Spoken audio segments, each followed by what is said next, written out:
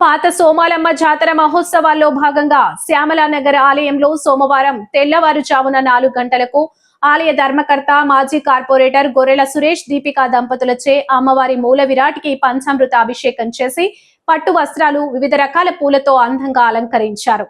ఆలయ ఆవరణలోని వేదికపై ఉత్సవమూర్తిని దుర్గాదేవి అవతారంలో అలంకరించి భక్తులతో కుంకుమ పూజలు చేయించారు. సాయంత్రం అమ్మవారికి కుంకుమార్చన, హారతి సమర్పించి గరగల నృత్యాలు, డప్పు వాయిద్యాలు, కాళికాదేవి అవతారాలు, ఇతర దేవతామూర్తుల వేషధారణలతో వినోద కార్యక్రమాలతో జాతర ఊరేగింపు ప్రారంభించారు. ఈ ఊరేగింపు నగర పురవీధుల మీదుగా సంబరంగా సాగింది.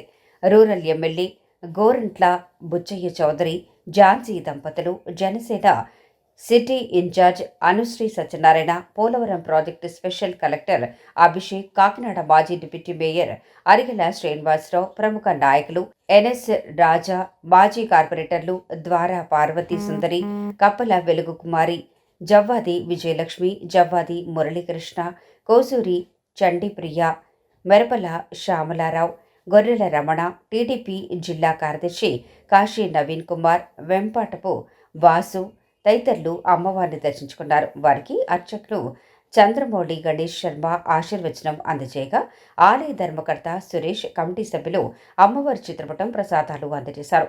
అమ్మవారికి పూజలు నిర్వహించిన 117 కేజీల లడ్డూకి వేలం పాట నిర్వహించగా ప్రముఖ వ్యాపారి కొత్తపల్లి బాలసుబ్రహ్మణ్యం 3,09,000 అత్యధిక ధరకు దక్కించుకున్నారు.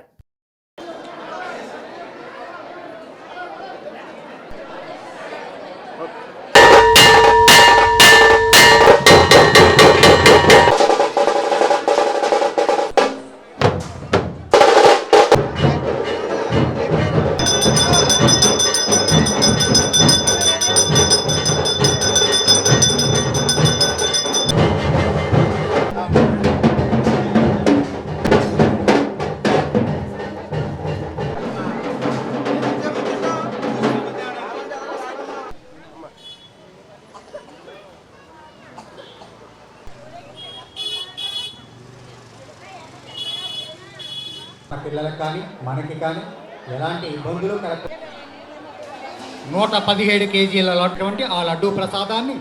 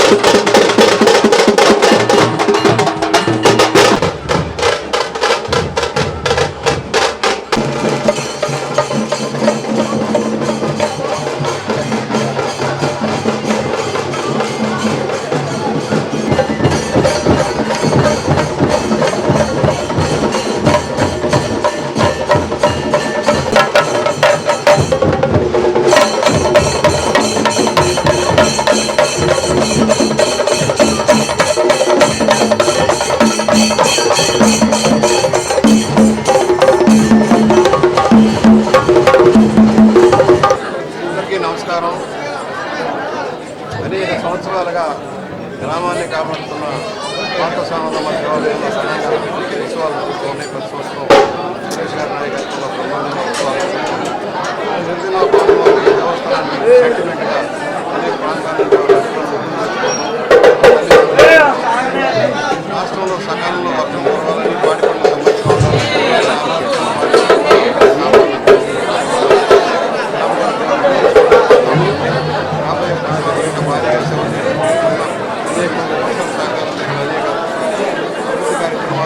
ఆధ్యాత్మిక కార్యక్రమాలు కూడా ఉత్సవాలు సాగిస్తున్న అందరికీ నమస్కారం. గత కొద్ది సంవత్సరాల నుంచి ప్రతి సంవత్సరం కూడా పౌర్ణమి రోజున ఈ పాత సోమలాంబ వారి జాతర మొదలవుతుంది. ఇక్కడ నుంచి మత్స్యవలం చేసి ప్రతి సంవత్సరం కూడా తీసుకెళ్ళడం జరుగుతుంది. ఇక్కడ 5 రోజులు ఈ కార్యక్రమాలు చేసి అక్కడ అప్పచెప్పడం జరుగుతుంది.